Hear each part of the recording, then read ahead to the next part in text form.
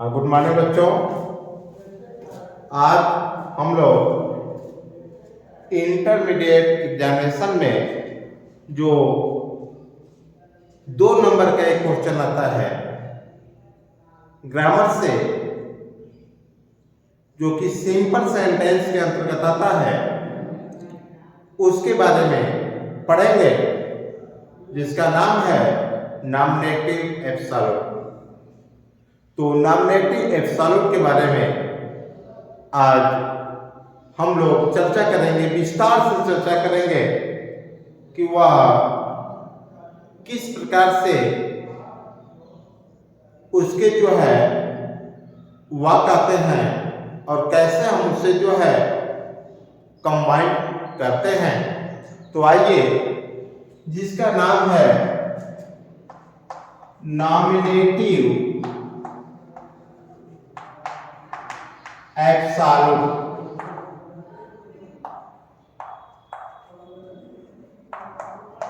Nominative absolute का मतलब होता है वह कर्ता जो वाक्य में स्वतंत्र होता है।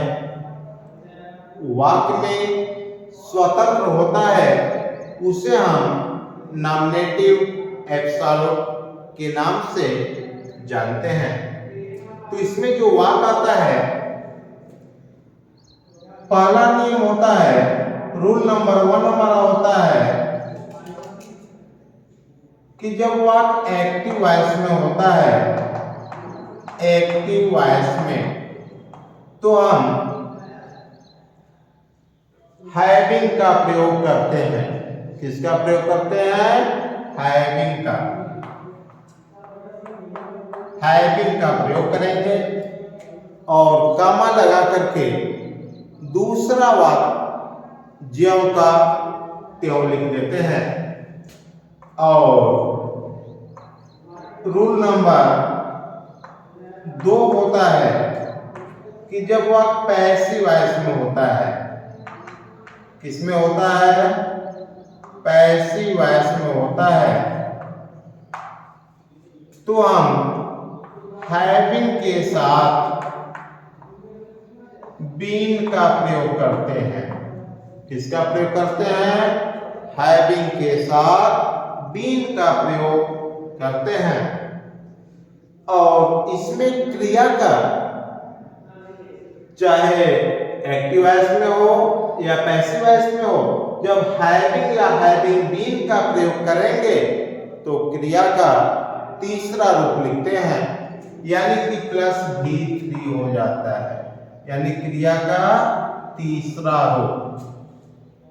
और कॉमा लगाकर दूसरा वाक्य हम ज्यों का त्यों लिख देते हैं। जब हमारा रूल नंबर 3 आता है, और इसमें 3 नियम है, मैंने बताया 3 नियम है।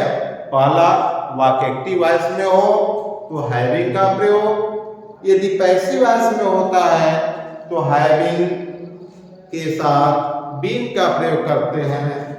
और तीसरा नियम, जब हमारा टू बी वर्ब में होता है, किसमें होता है? रूल नंबर 3, यानी टू बी वर्ब आता है, टू बी वर्ब। अब टू बी वर्ब क्या होता है? जब वाक्य में वर्ब नहीं होता है और हेल्पिंग वर्ब ही वर्ब का काम करता है, तो उसे हम टू बी वर्ब के नाम से जानते हैं। जैसे हमारा जो टू बी वर्ब होता है, ईट, आर, एम, वाज, अवेयर, इसको हम टू बी वर्ब के नाम से जानते हैं। तो जब वाक्य में टू बी वर्ब का प्रयोग किया गया होता है, तो हम उनके स्थान पर किसका प्रयोग करते हैं? बीइंग का। किसका प्रयोग करेंगे? बीइंग का। तो इन तीनों फार्मूला के माध्यम से हम वाक्य को कंबाइन करेंगे। 2 या 2 से अधिक वाक्य दिए रहेंगे, उन्हें हम जो है कंबाइन करके एक वाक्य बनाएंगे। जो एक वाक्य हमारा बनेगा तो वह कंबाइंड होगा और वह नॉमिनेटिव एब्सोल्यूट के अंतर्गत यह नियम, तीनों नियम आते हैं। तीनों नियम को हम फॉलो करेंगे। पहले नियम के वाक्य को मैं बताने जा रहा हूं। जो पहला वाक्य है,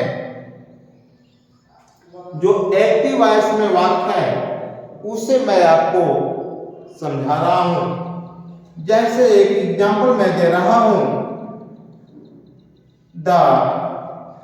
पहला वाक्य, द सन सेट, सूर्य अस्त हो गया।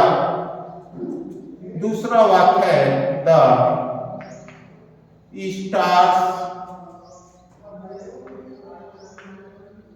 केम आउट इन स्काई, सूर्य का अस्त होना, तारे बाहर आ जाना। यानी सूर्य अस्त होता है तो तारे अपने आप बाहर आ जाते हैं। यदि सूर्य अस्त नहीं होता है तो तारे दिखाई नहीं देते। यानी इसके ऊपर यह वाक्य क्या है, डिपेंड है। यानी सूर्य जब अस्त हुआ तो ये वाक्य तारे फ्री हो गए, यानी स्वतंत्र हो गए, बाहर आ गए। तो इसको जब हम बनाएंगे तो सबसे पहले हम सब्जेक्ट को जो कहते हैं रहने देते हैं, और उसके बाद सब्जेक्ट के बाद हैविंग का प्रयोग करेंगे।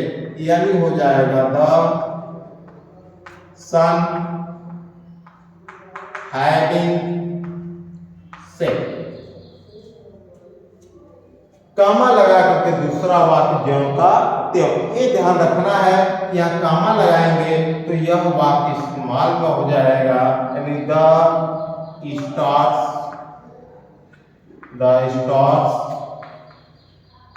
केम आउट इन स्काई, ये वाक्य हमारा कंबाइंड हो गया। यानी किसके अंतर्गत हुआ, सिंपल सेंटेंस में। यह परीक्षा में जब दिया रहेगा यह वाक्य तो यहाँ पर लिखा रहेगा सिंपल सेंटेंस। तो इसको कंबाइन करेंगे, सिंपल सेंटेंस में हम कंबाइन करेंगे।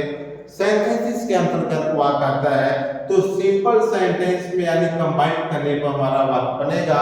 यह वाक्य एक्टिव वॉइस में है, इसलिए हैविंग का प्रयोग किया गया। यानी the sun having set the stars came out in sky. अब दूसरा वाक्य मैं पैसिव वॉइस का एग्जांपल दे रहा हूं। दूसरा एग्जांपल पैसिव वॉइस का दे रहा हूं। The bank was closed, bank बंद था। We could not withdraw any money।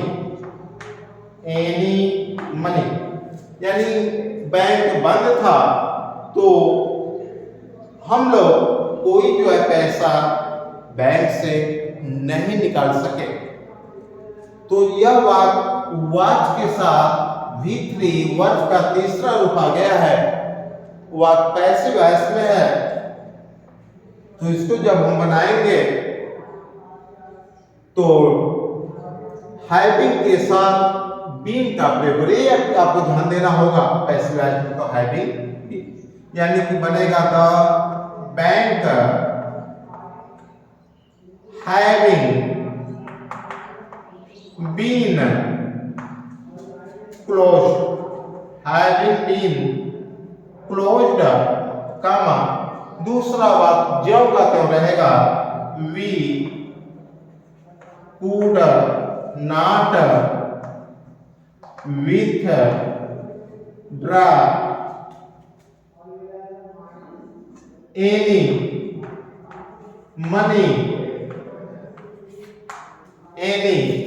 Money. तो हम लोगों ने आज दो नियम को पढ़ा, एक्टिव वॉइस में हैविंग का प्रयोग, पैसिव वॉइस में हैविंग बीइंग का। अब टू बी वर्ब रहेगा तो बीइंग का प्रयोग करेंगे। तीसरा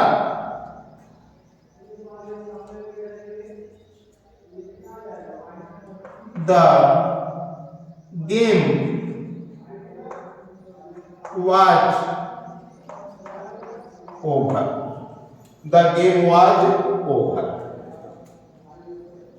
मैच या गेम खेल समाप्त हो गया। The players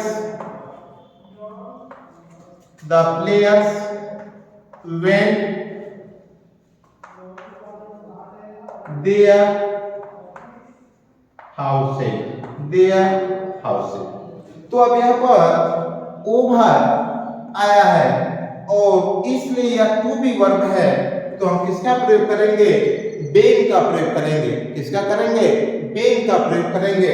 तो हमारा बनेगा the game being over comma दूसरा बार द प्लेयर्स वेंट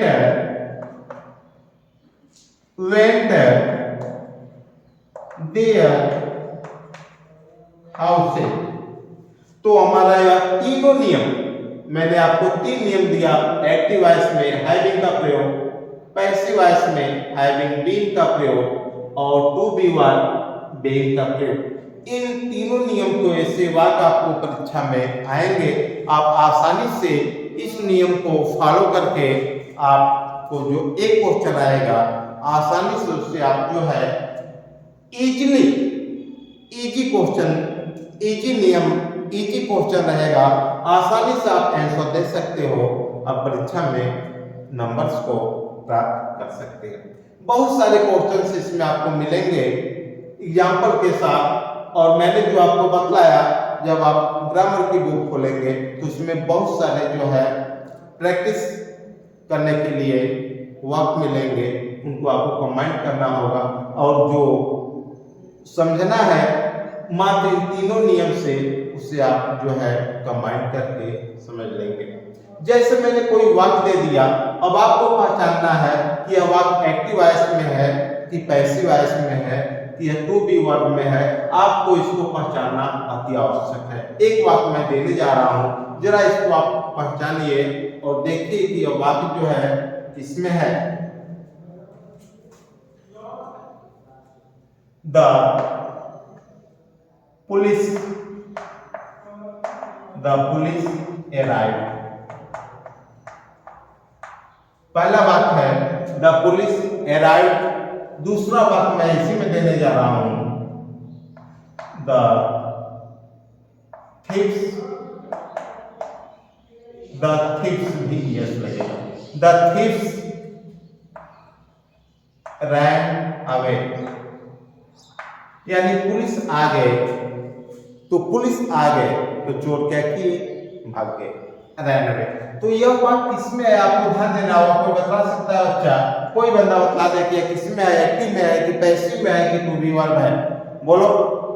हाँ, यह वाक्य एक्टिव वॉइस में है। किसमें है? एक्टिव वॉइस में है, पैसिव वॉइस नहीं है और टू बी वर्ब नहीं है। तो जब एक्टिव वॉइस में, आपने सही कहा कि जब यह वाक्य एक्टिव वॉइस में है तो यह बनेगा क्या लगेगा? हैविंग का प्रयोग होगा। क्या लगेगा? हैविंग का प्रयोग होगा। तो इसको जब हम बनाएंगे तो यह वाक्य हमारा बनेगा द पुलिस हैविंग। क्या बनेगा बेटा? Having arrived. हैविंग अराइव्ड, कामा लगा दीजिए। यहाँ क्या लगेगा? कामा लगा करके दूसरा वर्ब जब आते हो द थीव्स द थीव्स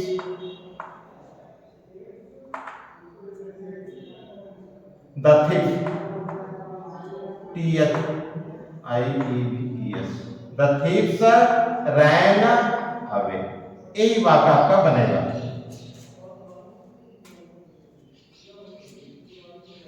यानी the police having arrived, the thieves ran away. तो अब आपको पहचानना है कि वाक्य एक्टिव वॉइस में है कि पैसिव वॉइस में है कि टू बी वर्ब में है। आप आसानी से ऐसे वाक्य को बना सकते हैं। ये आपको ध्यान देना है कि वाक्य किसमें है, तीनों नियम को आपको फॉलो करना है। तो समझ में आ गया सबको, सभी बच्चों को? धन्यवाद।